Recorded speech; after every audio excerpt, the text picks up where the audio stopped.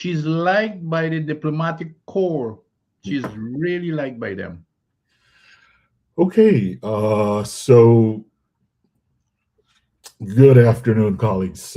It's an absolute pleasure to have you join us here today for this Guyana Business Journal Building Tomorrow's Future Today critical analysis of Guyana's Energy Conference 2026. I should say at the outset that this webinar is sponsored. We finally found someone to uh, step up and offer some sponsorship by Metallica Commodities Corp. And note that for over 2 decades, MCC has operated at the intersection of natural resource extraction and global logistics, trading in non-ferrous metals, copper, lead, zinc, nickel, cobalt, gold, and other precious metals across continents, with representative offices in Peru, Canada, Tanzania, and Guyana. And I think MCC has witnessed firsthand how institutional quality really determines whether resource revenues generate broad based prosperity or concentrated advantage. Uh, the company's experience in jurisdictions where oil and mineral wealth have transformed budgets, sometimes strengthening democratic governance, sometimes undermining it, shapes its understanding, I think, of the necessity for critical conversations. And I think they recognize that the frameworks for governing how unprecedented revenues are debated, allocated, overseen, will shape outcomes for decades. And so we're very grateful for their support of these critical institutional questions. Let me be crystal clear. The webinar is sponsored by MCC. It's not being done on behalf of MCC. The views expressed are those of the Guyana Business Journal, and MCC, to their credit, has not seen fit to interfere with the editorial prerogatives of the Guyana Business Journal. So let's just take a short moment to introduce our partnership with MCC. Metallica Commodities, a global leader in non-ferrous metals trading since 2001.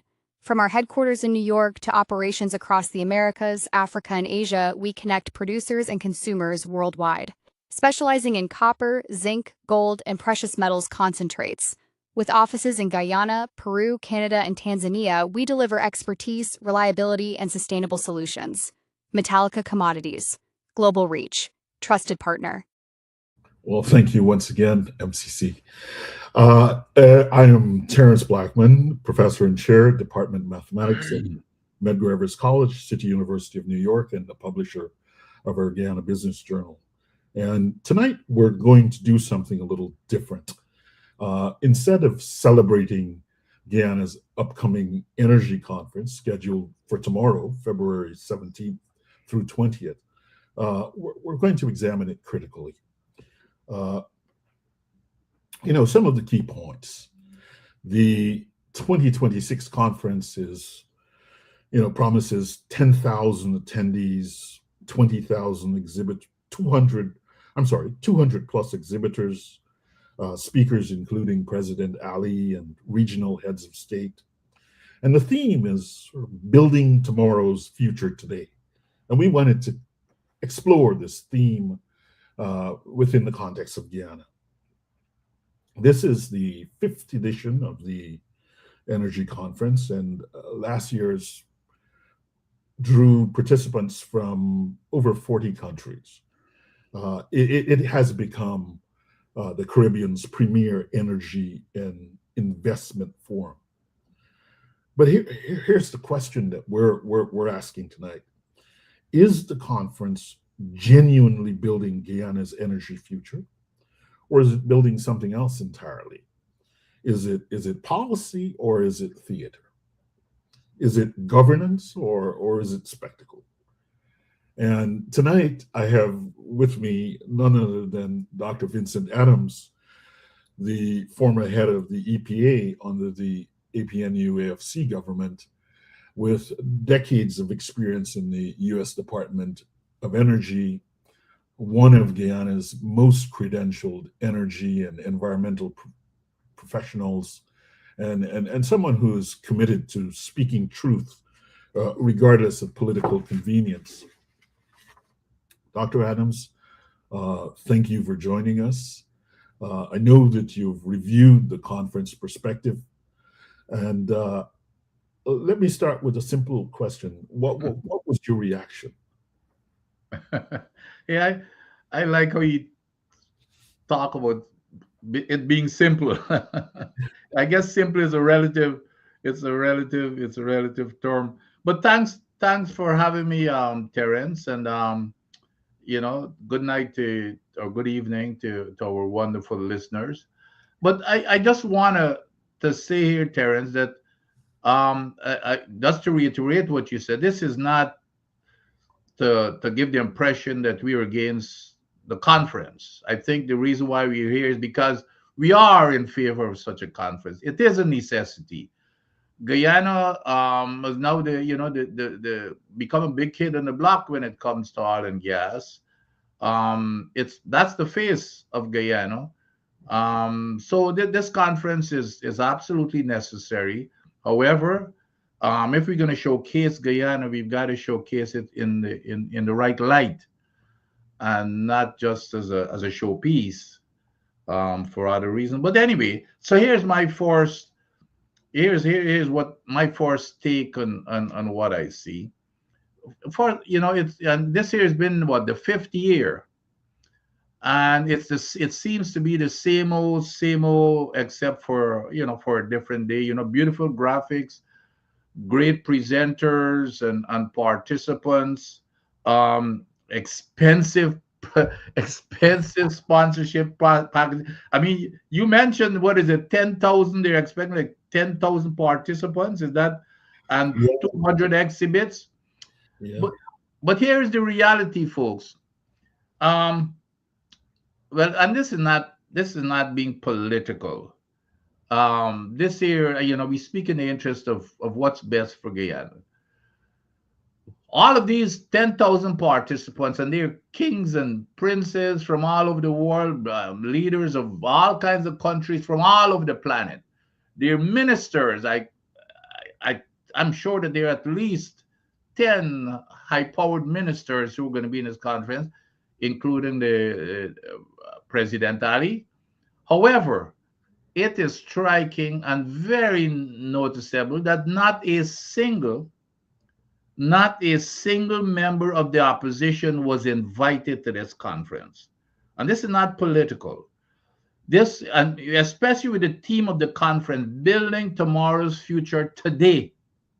Now, I thought that the member of parliament, the entire all of the opposition was part, by constitution, by the way, is part of that government that would be building this future today. But none of them, even though a lot of foreigners were invited, not a single one of them were invited. And it's not a case where this was not brought to the attention. Several years ago, I remember I brought it to the attention publicly, and could not believe the government response was that there are no qualified people in the government. Which was I mean, it was an amazing response. But anyway, the other thing is, Terence, is when you look at the participants, especially, you talk about numbers again in terms of the participants, but what is the price to get in? This whole thing, oil and gas and local content is to build the expertise and to build small businesses in Ghana. Those small businesses cannot afford, when you're looking at, what is it, like the numbers that I saw was, for a small business, is like 4,600 US dollars, and then you got a transportation and hotels and everything. It's probably coming up to $1 to $2 million for each business.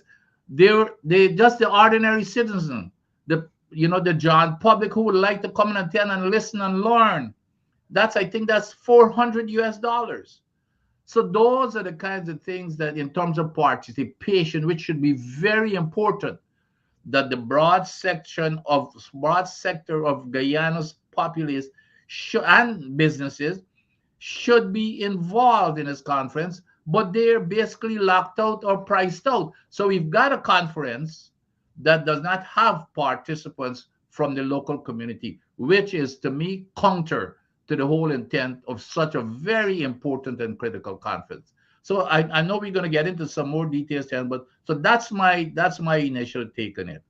So on this theme of building tomorrow's future today, uh, what does it commit the conference to? I think what you're saying there is that if you're going to build tomorrow's future today, who are you building tomorrow's future with? And if you can't bring the one significant part of the government to this process, then who is this future being built for? Yeah. you know, you know, uh,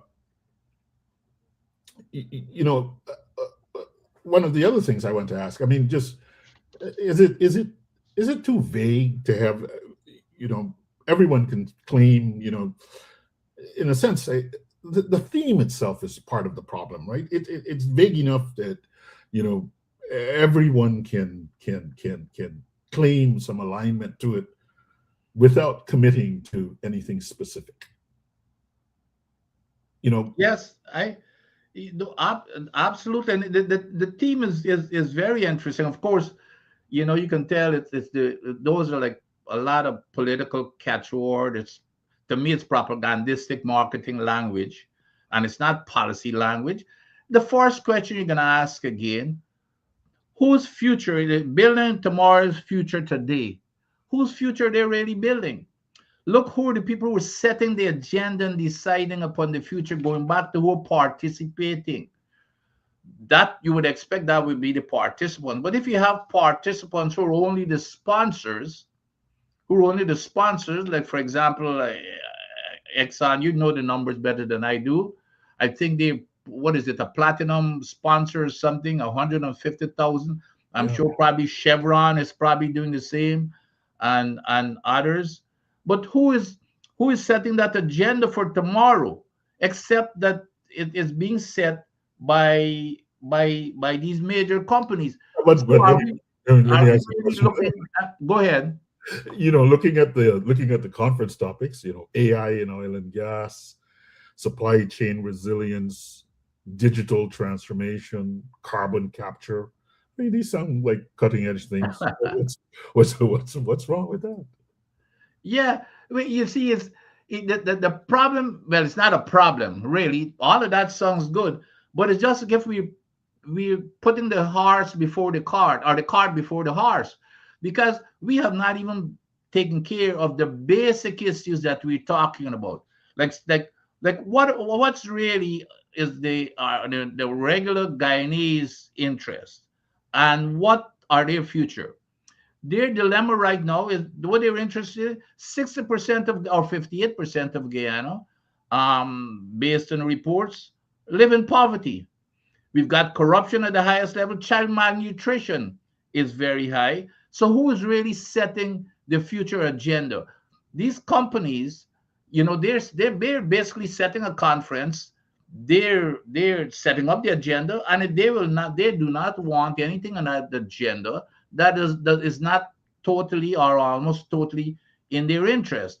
And so that is what you know things such as, for example, um, for them, their interest or their future, this is the companies, is to pump as much oil as possible, make as much profit as possible, and as quickly and as possible.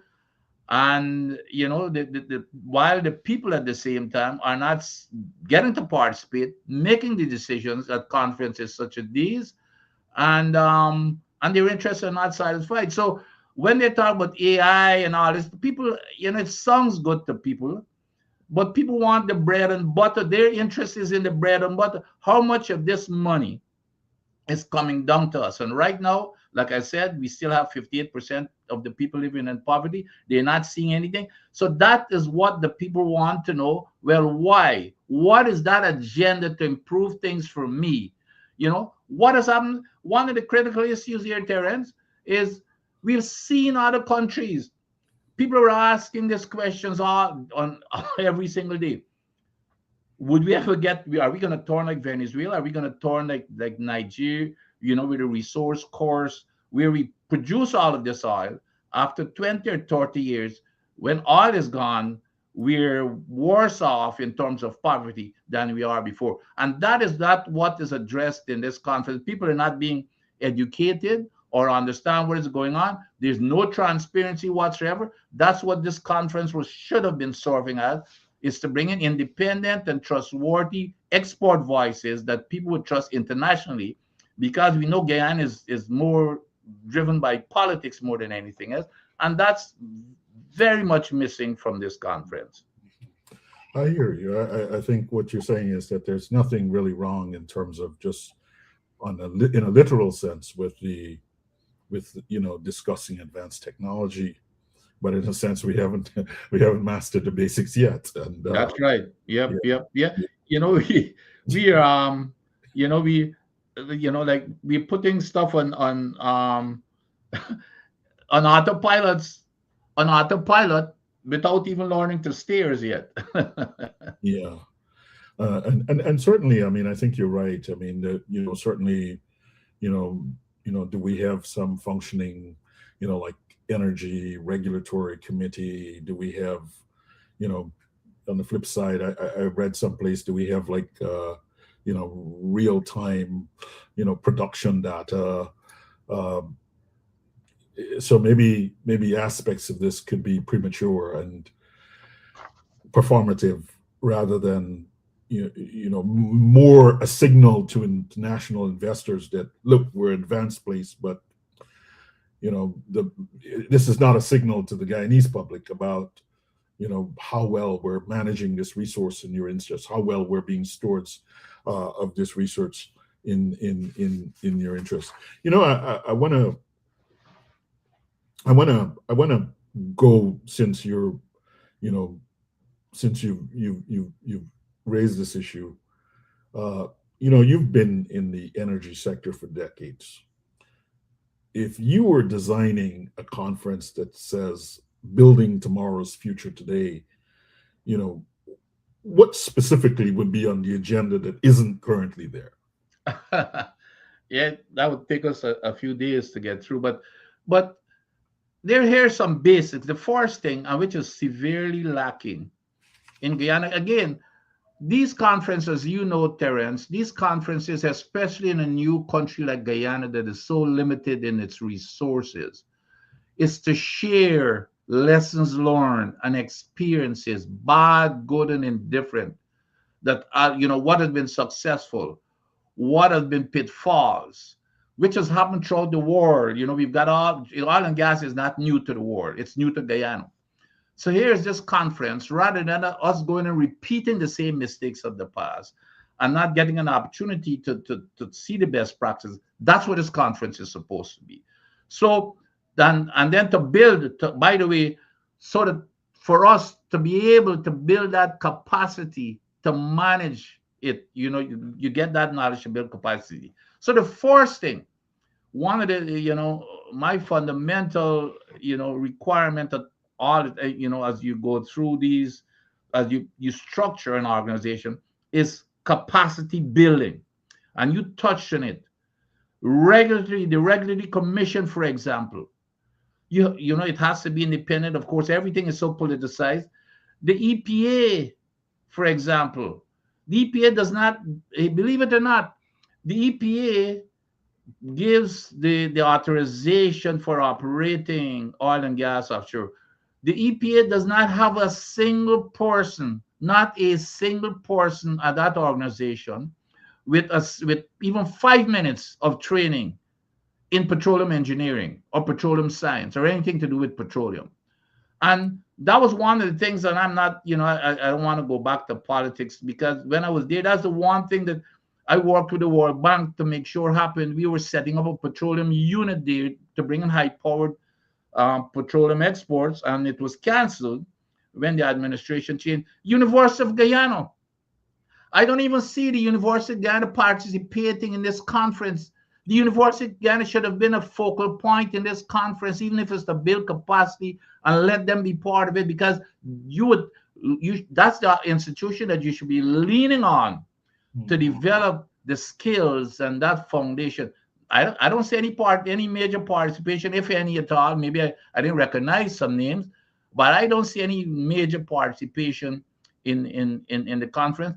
We had also set up a petroleum engineering department at the University of Guyana, piggybacking on the University of West Indies and University of Trinidad and Tobago, which are mature programs. That has been canceled. So capacity building is a major, major. The other thing is, and I think you touch on it too, how to develop a safe and environmentally sound culture in these operations. That's every single conference, engineering and otherwise, you go to anything to do with engineering all over the world. The most important topic is how do you develop a safe and environmentally sound culture? Because here's what can happen, Terence. If and we right on the edge, because as I've said over and over, this operation is operating above the safe limits that is already in law and developed through the environmental impact assessment, which is the Bible that you do not ever go against it. But they're exceeding it, which is putting the whole country in the Caribbean at risk for an oil spill. So how do this is a topic that should have been discussed. What are the experiences that other people have learned? What are the risks of doing these type of things? And what are the consequences, and how do you mitigate against it in planning? Decommissioning, Terence. So I just wanted to, I'm adding, so from the audience, so there was some issues there about Venezuela having impact on, the recent sort of things happening in Venezuela with regard to Trump administration. Certainly I would think that would be a reasonable thing to be on a conference agenda. So I'm just adding it there. Yeah. And you want me to answer the question there, or yeah, you can certainly reflect on that. I'm just sliding them over so you can use. Of course, nobody knows where that will, where that is heading right now. There are lots of questions as to where it's going to end. But it's of course driven by the administration in the U.S. and so I would park that thought there for a minute and not worry about that aspect, because there's so many unknowns but it will be a player in terms of the economics.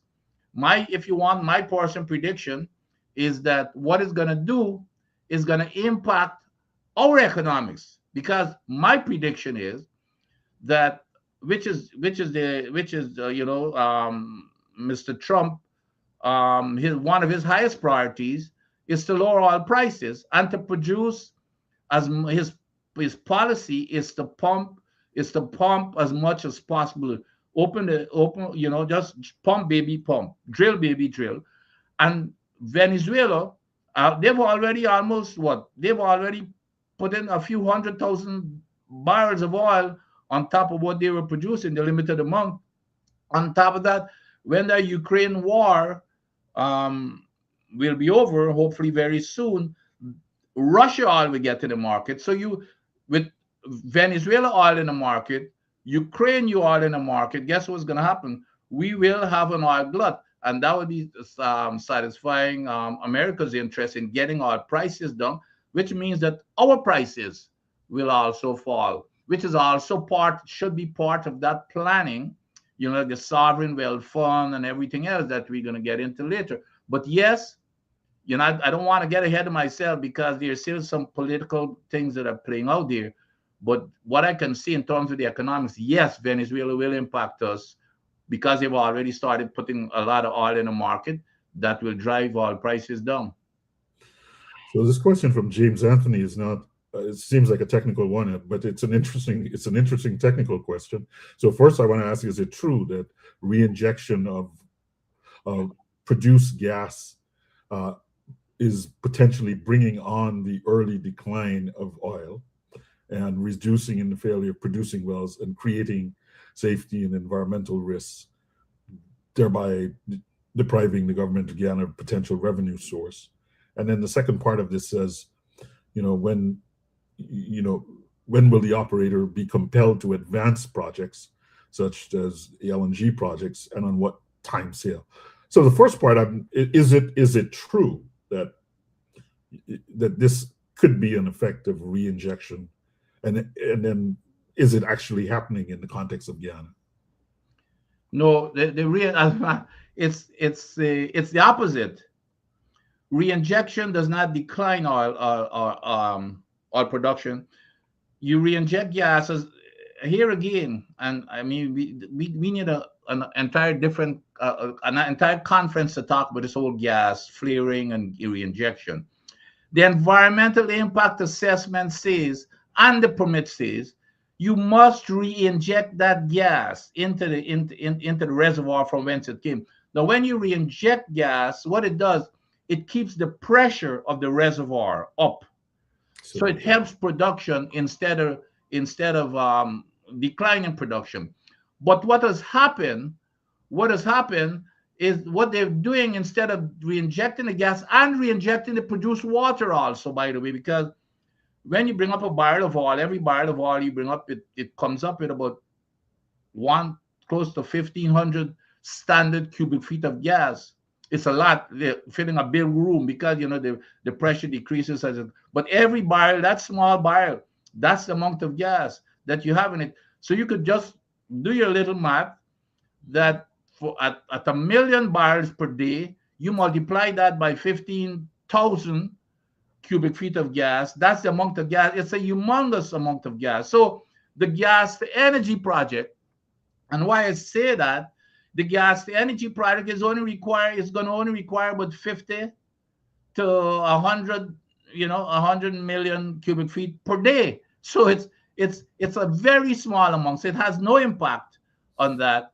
But there's the other issues, of course, that gas does, which is violating the EIA, because flaring was prohibited when, for example, when I was there at EPA, it was totally prohibited unless in cases of emergency and those type of things. Now it's ridiculous what we're doing.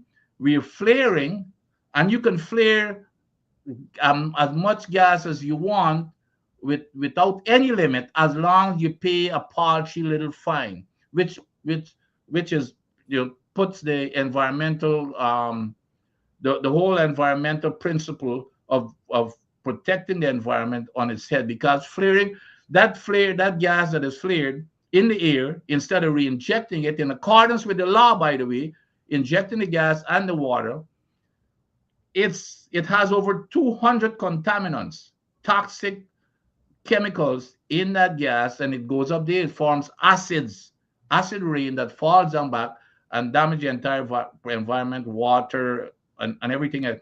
But here's the thing that they're doing, Terence, and with the question, what they're doing, instead of re-injecting the water that came out of the reservoir and the gas that came out of the reservoir back in the reservoir to maintain that pressure, to maintain production. Guess what they're doing? They're going the unenvironmentally friendly route and the cheaper route of re-injecting clean water from the ocean. You got to inject something. So instead of re-injecting what is produced, which is the normal practice, they're dumping that in the air and dumping that produced toxic, radioactive, hot water into the ocean, while they're using that clean water. And when they use that clean water, because they got to suck it, so they're sucking, and this is in the EIA, millions of eggs, fish eggs, are being damaged all the time. Millions, I'm talking about millions. On top of that, the oil and the toxic water is damaging ecological and fish life all over the place. And those are the kinds of things, again, since we raised the question, those are the kinds of studies that are being carried out throughout the world that should have been in this conference. I mean, yeah, that's what I'm saying. I mean, I would think that there would be some small group that is studying the impact on That's the right. reduction of water, on the environment, on the marine life, and so whose office does that fall under? Why? I mean, is that just like you can just do that without That's without. the EPA. That's the EPA. When one of the things that the EPA and I had started doing that, but 2020, as you recall, was we didn't have a budget in 2020. So 2020, I arrived in at the end of 2018. 2019, we did a whole lot. 2020, in our 2020 budget, one of the main things that we're going to do is to do a baseline study as to what exists out there, which means you're going out there. So now that when you do the baseline, then you can go and say, well, okay, do your modeling, because you have to do your baseline to fit into your model. Then you do your modeling to see how the impact, how the spills would be impacted. Now in the EIA, all of the EIAs for each project has, and it shows you, for example, for an oil spill, depending on the size of an oil spill, where that oil will flow to the plume. And trust me, and that is why we keep talking about this oil spill and the dangers of it without any liability from the company to cover it. So here's where this oil would go. The oil would wash away the entire Trinidad, from north to south, that eastern coast, the entire Venezuelan coast, and all of the Caribbean all the way to Jamaica. So that's where the oil will go if we get an oil spill. So those are the kinds of things that we should be studying. And how do you respond to it immediately? Our response plan is nothing. It is not a plan. I refuse to sign off on a emergency response plan. If we get a problem, if we get a spill, we're in some serious trouble. But Terence, that's the kind of thing that should have been I mean, be discussed in I want to ask this this I conference. don't know the answer to this question, but like, within the context of a PSA, wouldn't there be some kind of like requirement for, funding of this kind of, environmental kind of mitigation aspect or going along? I mean, it just seems to me like that's such a basic thing. Why is that, like, we're talking about that now in 2026, as if it's not being done? Like, that seems to me to be number one on your list. Like, if you're going to put water, you can't suck up the water from the ocean and impact the marine life. If we're going to have there's a potential spill, well, we have some sense of what the geography of that spill will look like, and there's a well-defined plan with resources for it and so on. Is that too cost prohibitive for? No, it's not. It all it is to get an export company, and I don't know what the price is, but it is like, for example, like I told you, what we're going to be doing was to do that baseline study. It was totally affordable. We had the money in the budget to do that baseline study, and a baseline study is no different to doing any type of study in terms of, okay, even the EIA has some mitigative action. So it's not, all you got to do is run it in your models. And again, Terence, these things have happened before. So we've got actual data that you feed into these models and see how, how they work.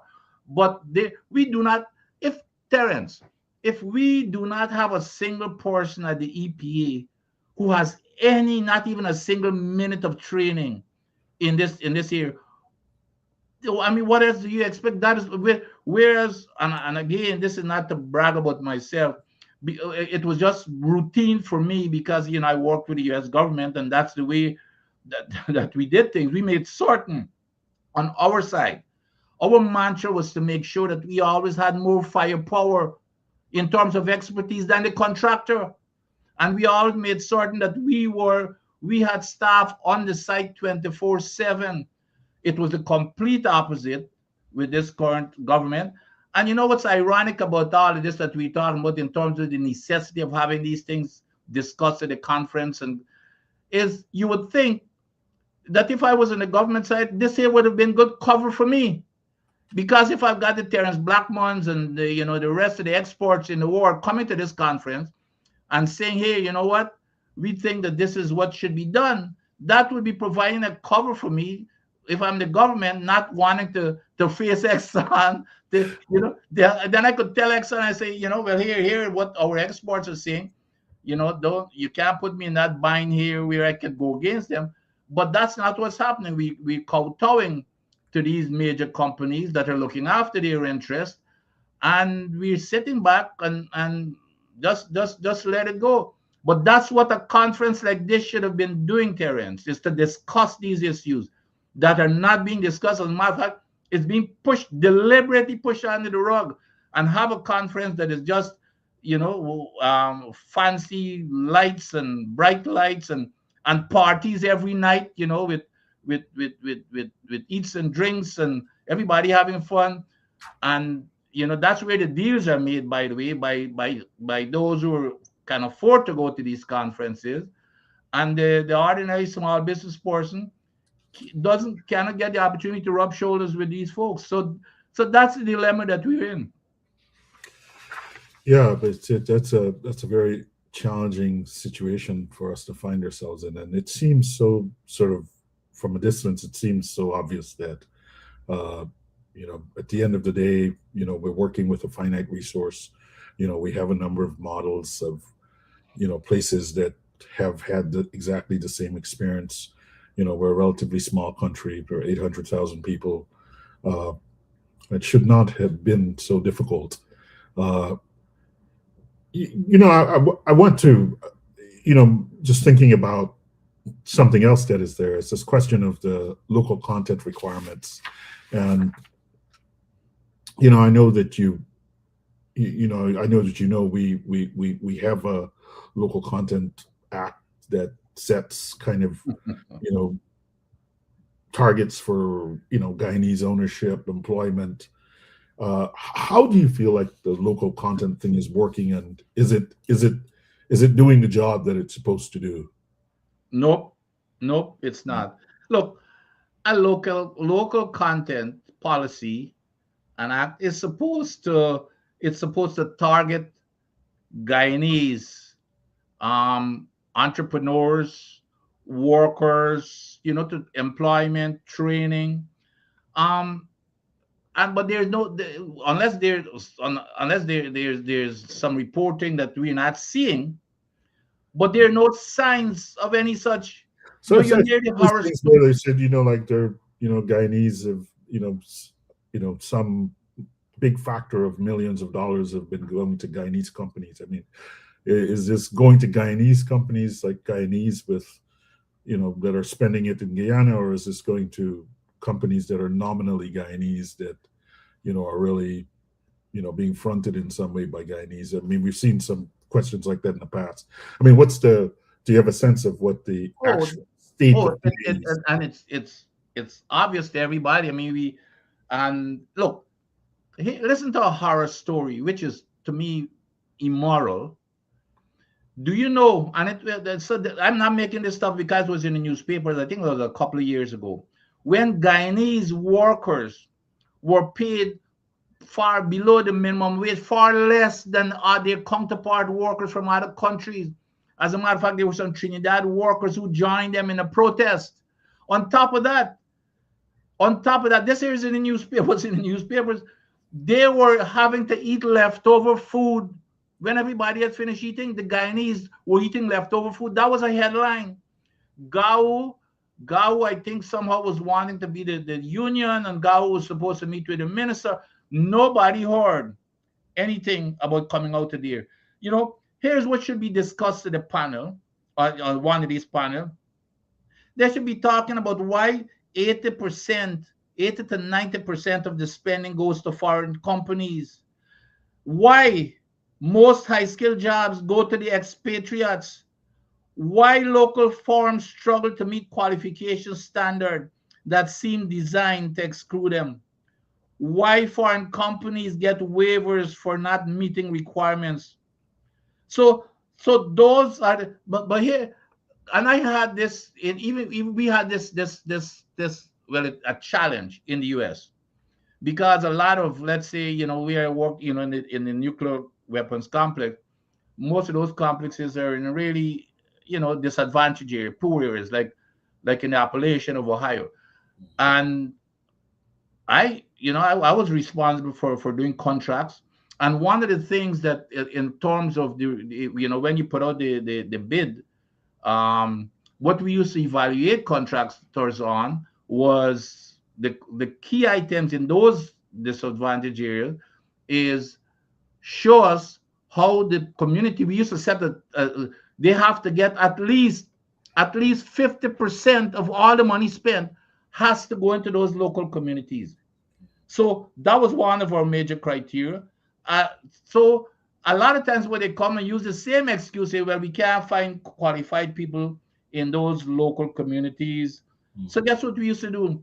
Because we used to have 50% of the money goes in there, which means you got to hire contractors. Well, in those communities, you do just like Guyana, which is the excuse. So guess what we did? We developed what is called a mentor protege program. So those contractors have to show us a plan, for example, as to how they. And one of the plan was that you're going to hire them anyway, and we're going to give you 3 years for you to bring them up to, so they're going to be hired on as a subcontract, not doing the exact work, but it's basically like a training program. They come on board, and within 3 years they're going to be ready for whatever contracts you have in the future. And we held them accountable because their award fees were dependent upon how well they're doing, and we had strict reporting requirements. We set up our own form. So when you just leave it loose with a handshake, there's no enforcement. And that's what we have a loose deal. The government brags about, oh, we've done a local content legislation. It doesn't mean anything.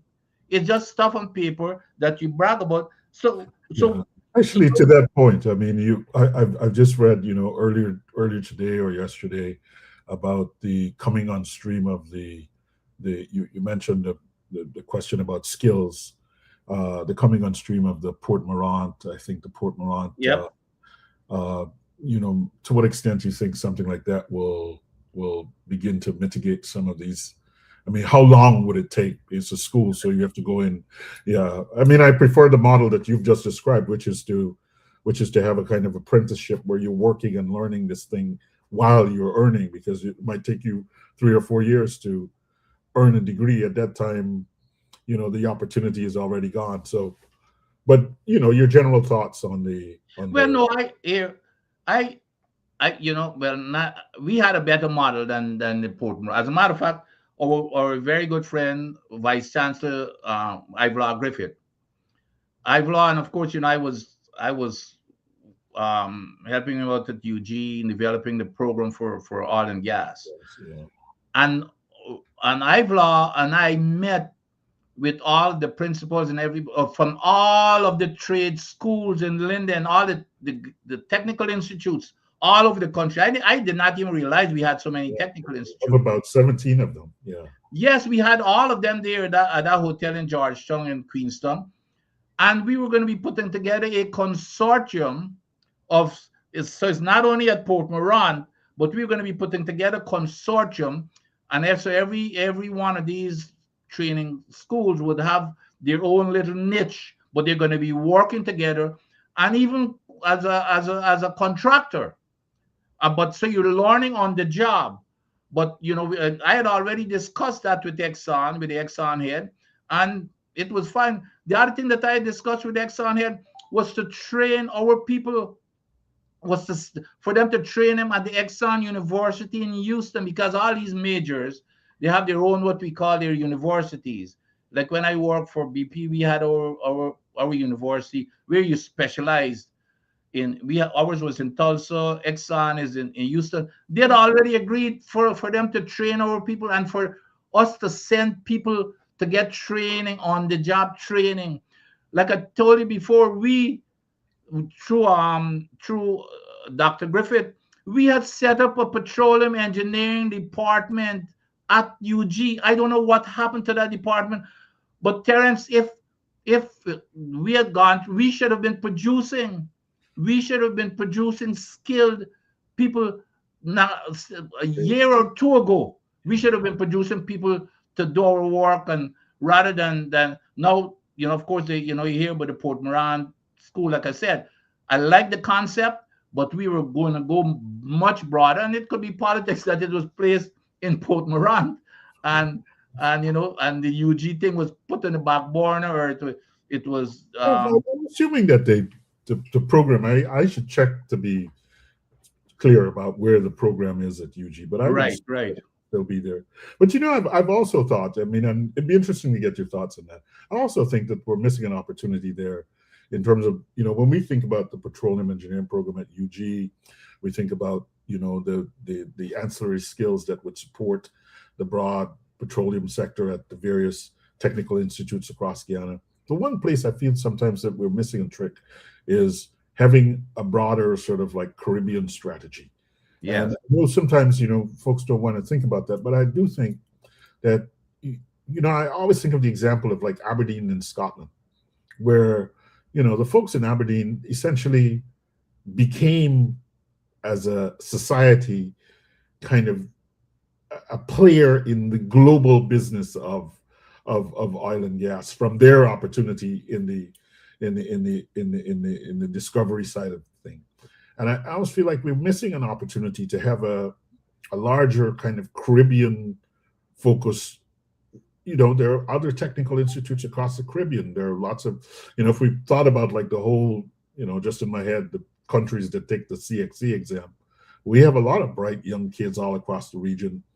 And if we put all of them together, then we're about 6 million, and then we're like Singapore, rather than we're 800,000, and we're fighting with each other over. But we're building sort of genuine capacity to participate in genuine, oil and gas extraction in a global sense. And it'd be interesting to know what you're thinking of around that, whether that's something that folks should be considering. No, I agree, and that's exactly where Dr. Griffith was going when he brought in University of Trinidad and Tobago and UWI. I was surprised. I did not even know that University of Trinidad and Tobago had such a powerful petroleum engineering department. When I visited, I was pleasantly amazed. And so, as a matter of fact, Terence, the degree was going to be a joint UWI, UG degree, and a joint UWI, and they were the professors, because we don't have the labs. So That's we're sort of gonna, for the first year, the students were gonna be going over to Trinidad, and then the Trinidad teachers were gonna be coming over to Guyana until we became matured, and that was a vision. That was really a nice vision of Dr. Griffith, that that it got canceled, of course. But here's the other thing: just as how what we've seen here in this conference, where the agenda is crafted by the majors such as Exxon and them, it's the same thing. They do not like people who they come into your court. They do not want people qualified, or people who were watching over their shoulders, or who could ask them the question. And that was what happened after I left. Everything was canceled because our push was to make sure, like I said, to do exactly what we do in the US, is to make sure we've got as much or more firepower than the contractors. And they accepted that.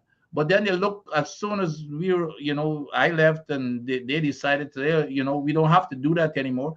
And the government has allowed it. So it's not a case where Exxon does not understand what is right and what they're required to do in countries such as the United States, because that's what I told them.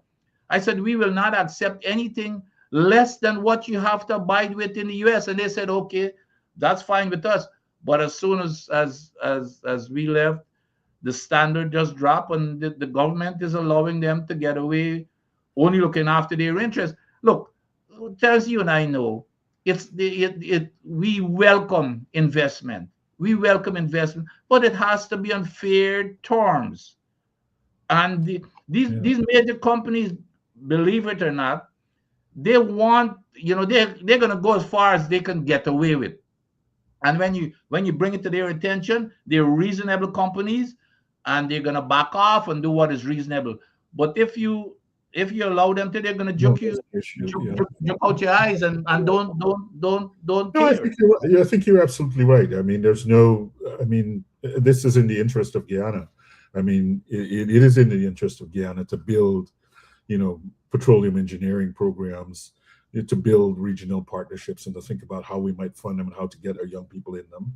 You know, it is in the interest of Guyana to, build up the, EPA budget, the EPA budget and the EPA staff and the EPA staff capacity to do the job as officers of the EPA. So, I mean, to the thing in Port Morat, it is in the interest of Guyana to, have some certification standards for Guyanese oil workers and to be competitive in a global sense. Yep. And so, I think you're right. I mean, you should probably have a full. I mean, as I'm listening to you now, I'm thinking, if we're really doing a conference like that, I mean, if I'm organizing a conference at the university around some of these issues, I would spend an entire day Yep. talking about, like building out our technical capacity and what the plan would be for building out our technical capacity. So,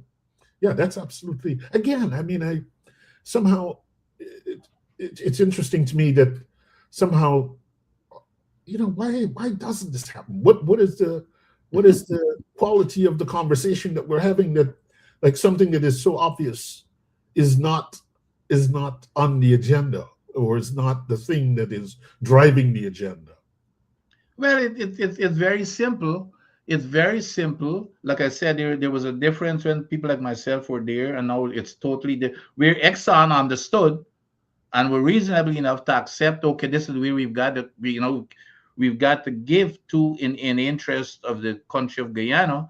But now things have shifted in the opposite direction, where Exxon is controlling everything, that they're doing everything as cheaply as possible so that they can have their maximum profits, while at the same time, whether it's environmental and or revenues on the contract renegotiations and everything, all of that has been canceled. Yeah, So but that is what it is. I would say, not in defense of Exxon. I would say, well, look, that's their job. They're a corporation. Terrence, I always say that. It's your responsibility as shareholders. So I always say that. I said here, I prevents us from exercising. absolutely. Yeah. I've always said that. I've never been mad at Exxon. Exxon is doing what they're supposed to be doing. Is to make a bigger bottom line as possible. However, we are not performing our responsibility to make in the best interest of our people. And that should be where we should be focused. Yeah, We can't vex with Exxon. That's exactly what's going on.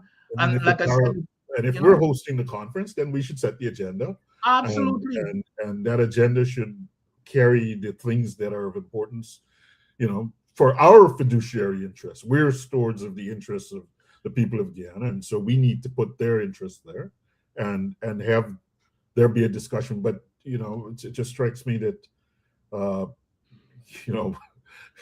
it just strikes me that as you speak, it struck me that these are not difficult things to do, and people have done them all across, and we ought to really insist that that these things get done in a much more effective fashion in the interest of Guyana over the long term. It's always such a pleasure chatting with you, and I'm looking up at the clock and realize that we've already blown through. I know. Blown through the hour. I think, so maybe just to sum up, I think it's clear that you've made clear that look, this conference is missing some serious discussion of environmental oversight, local content, questions about technical capacity and real training to participate in a meaningful way in that. And I suppose we're right up. I mean, we're right up against. I wanted to ask you one more thing. So if you would extend for just a couple more minutes, I wanted to ask you about the extent to which something like the National Resource Fund is a part of this conference agenda and the way in which that's being managed, and ask what your thoughts are in that regard. Well, the Natural Resource Fund, of course, it's a biggie, because that's where you see your revenues. And there's no transparency. It's just listen, and I've got to admit here, Terrence, I probably shouldn't have done it on the show. I'm not a big fan of an early, what is that? Yeah, an early natural resource fund. I look at it as your household, how you manage your household. You're not gonna go invest if your family doesn't have food on the table, you can't pay your rent. You invest what is extra. So now the money is coming in. I think we should, hell, we've got like 58% of the people um, without food, shelter, and everything else. Education, we should be investing now today because the best investment, and I understand because there are three major roles or purpose of this resource fund, which is for emergencies and for really, really critical needs. That's one. Of course, to stabilize to stabilize our economy just in case oil prices go, and of course for future generation. But my argument has always been, Terence, that the best investment that you can make for the future generation is to invest in them today, in education, for example, because education is the number one driver of foreign direct investment. It's the old paradigm used to be infrastructure. That's not it anymore. It's education, education, education, which is the new paradigm, and that's where we should be investing. And that's where we talked a lot of it on the periphery here about building capacity. But and here, we talk about the Norway model. Everybody, do you know? But here are the facts about the Norway model. And a lot of people, you hear even the administration, well, we're following everything in Norway. Do you know when the Norway law was passed, 21 years after oil was discovered? Do you know when was the forced withdrawal from that fund? 47 years, Terence, after forced oil in Norway. Do you know what Norway did with that money before they start investing, which is my model, which is to make sure that you become a rich force, invest in your people, and now your extra that you're getting, that's what you invest. Norway has $2 trillion, 2 trillion when I last checked in that fund. But Norway did not withdraw a single dime until 2016, which was 47 years after oil. They did not legislate sovereign wealth fund until 21 years after forced oil. So I know we use this Norway thing as a model, but I love the Norway model for that reason, that they did not go out there and spend the money initially. So here, when going back a little, here's what's interesting, Terence, that so when I was raising this argument going way back years, the minister responsible for it, you know what? What was the counter argument? Well, if we keep the money and not put in the sovereign wealth fund, there's going to be massive corruption. People are going to thief them. I mean, I'm not making this stuff. It's going to be people are going to take the money out of the out of the general fund. That was the reason. Could you imagine we making policies because we're afraid of people being corrupt? But the sovereign fund, I'm all for it, except I want to look at the emergency part and the critical needs, such as investing in education today, because that's the future of tomorrow. Because when oil is gone, Terence, when oil is gone, we're going to have to attract foreign direct investment. And what attracts them is a sound education system. Yeah, there are quite a few questions for you. I just want to, I know you might find this one interesting. So this one is from Cosworth Roberts, and so that it's a kind of take on ways in which you might heal some of this divide that I think we can both agree, the ethnic divide, the racial divides, the class divides, these things are really kind of making it difficult for us to come together in some kind of cohesive way, which would help us to drive Guyana forward. And then, that's a general comment about the vision, and then, some mechanism. Do you think that appointing commissions composed of professionals, citizen, not in some technical thing, Yeah. to Yep. administer certain sectors might somehow mitigate the effects of the the sort of divisive quality of the society?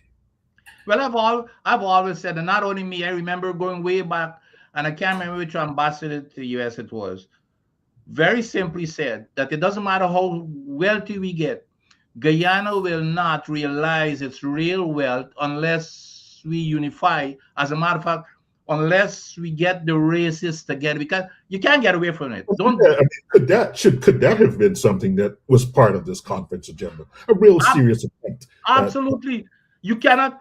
Because when the PPP leader is in power, the PNC people, and it's always about 50-50. 50% are not going to trust your support. You're when the other one in power. So we could never, they were never going to be unity until we decide to heal that. And this conference is showing here there's no intention of healing when you do not invite a single member of the opposition to the most important sector that you're showcasing to the world. That's telling me there is no unity that you're interested in. Yeah, No, the other part. What was the other piece of the question? What was the other question? There was another about one. The mechanism. So like yes, this is important. This because I know that there is a call for this commission. And by the way, President Granger had asked me to give him a framework as to how to manage our sector. And one of the most important things that was on that chart was, which is again the U.S. model, was to have what we call an inspector general's office. And if you notice, the PNC 20-point plan for oil and gas had that as one of the things that they were going to do, is to have an inspector general office, which is independent of each of these agencies. However, again, I don't care what commission and everything that you're doing. It has to be independent of the government.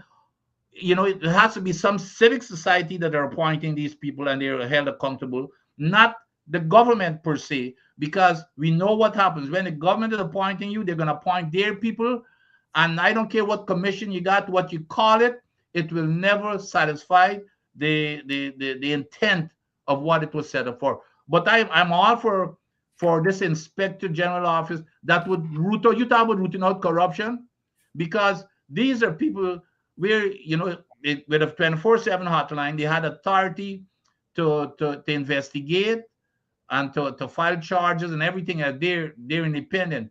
And heck, when I worked in government, we weren't even taking like a soda from a contractor because we were afraid that somebody is going to see and call in on that hotline, and the next thing you know, you've got 12 inspector generals investigating you, and it's serious trouble if that is the case.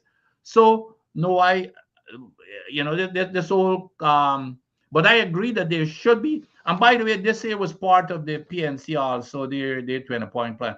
It's the people should be technically qualified to be on these type of technical committee, not politicians, but they have to have independent thinking and accountable to an independent organization. Dr. Adams, I want to thank you for another sort of extraordinary and substantive conversation. And I think I'm going to try to summarize what I think we've said. So I think it's clear the 2026 conference is really a commercial and promotional event, and it's not a policy development forum. That I think is clear. I think this theme, building tomorrow's future today, is broadly aspirational rhetoric. There are no operational specifics that emerge from that. Certainly the business model of the conference is, you can't say that it's corrupt, but there's subtle real constraints on the content that emerges from the conference. And then there's, as we've just been describing, there are critical content that is missing from the agenda. And more broadly, as you see it, I think we need some institutional reform, regulatory capacity, transparency, uh, mechanisms, independent oversight. Uh, Civil society should be a part of this conversation in a structured way. And certainly one aspect of that has to be, you know, and should be, and as we think about it now, it really should be, you know, something, an ongoing thought about what the optimal model for Guyana to manage its oil wealth ought to be. So I think I've captured that fairly. I hope I've captured that fairly. So you know, sort of final thoughts. No, I absolutely agree with you. I think you've covered it. It's to get the most important thing to me is strong institutions to govern this which the most important thing.